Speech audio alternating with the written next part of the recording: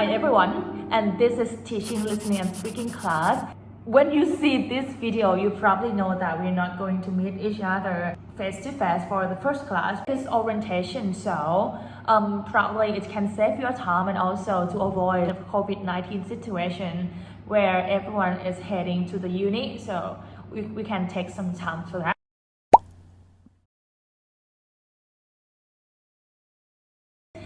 For today, in this video, I would like to give some understanding about our course, what is it about, and what you can expect to gain from our TLS. According to the name of the course, you probably know that definitely it is about listening and speaking.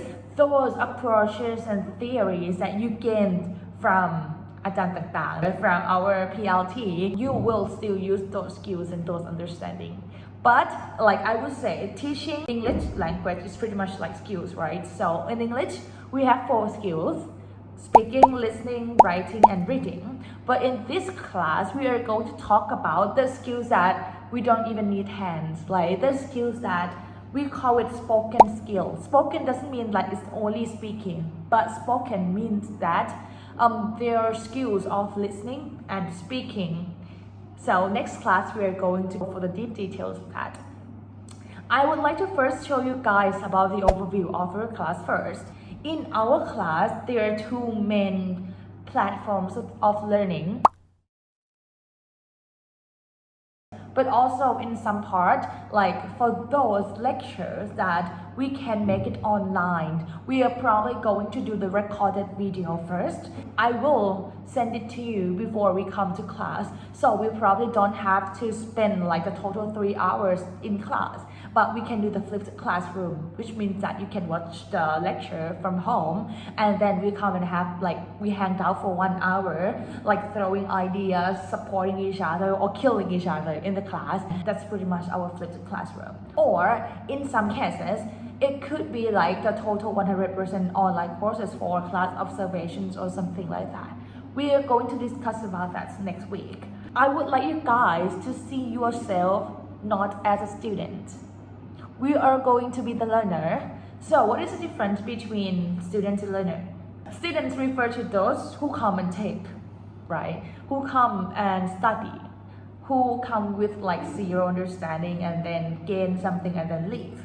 But as learners, I would say everyone takes the roles as teachers and learners. We come to share and we come to grow together. So I will be your learner as well. Everyone is a learner, and let's support each other for the whole course.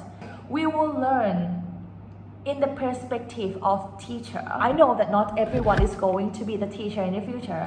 ไม่ใช่ทุกคนจะอยากเป็นครูใช่ไหม But teaching skills is not just only for those who will become a teacher, but in any single kind of job, you will need these skills. Okay, so in our class, they're divided into 2 main streams of learning. First one, that will be lecture based. So I will be the one who share the most. But then another half, almost 50% of our class, that will be practice and demonstration. So we learn the teaching strategy. So it is very important to practice as well. ดังนั้นครึ่งแรกจะเป็นการเรียนแบบ content based แต่อีกครึ่งหนึ่งจะเป็นการเรียนแบบต่างคนต่างเป็นครูซึ่งกันและกัน So there will be half study and practice. It sounds very strange.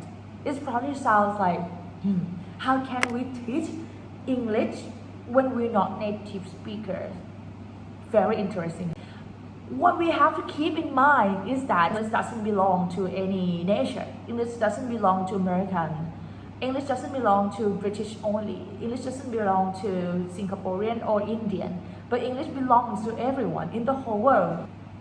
So in this class, don't panic if we're not native speaker, because we're not and we will never be, and we have never been. So it's normal.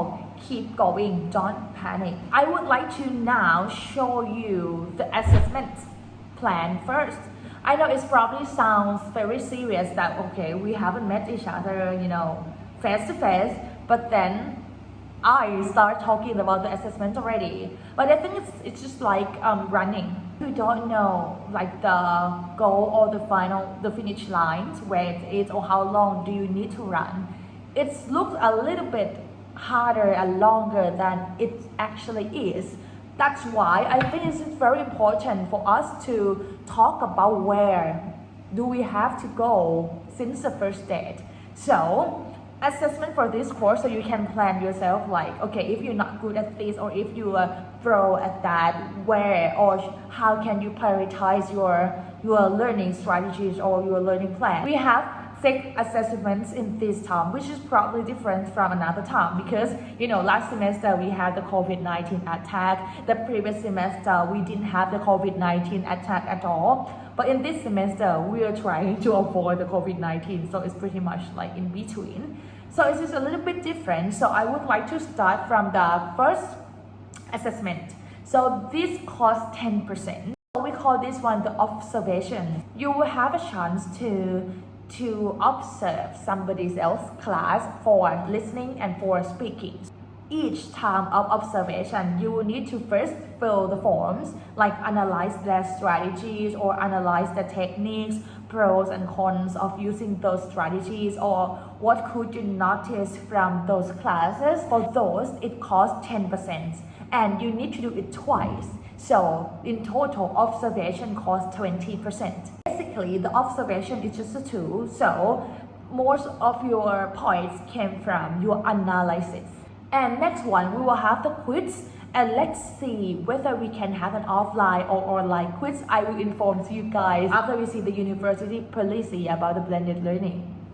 And next one, after you become an observer, like you check into other classes and then you observe how they teach and how they perform and how the results are. Now it's your turn to teach. For the teaching demonstration, it will happen twice as well. It costs 15% each. And with all the strategies and techniques that we learn and what we have analyzed from other, we were trying to improve our teaching ability as well in this part. There are 30% in total, twice.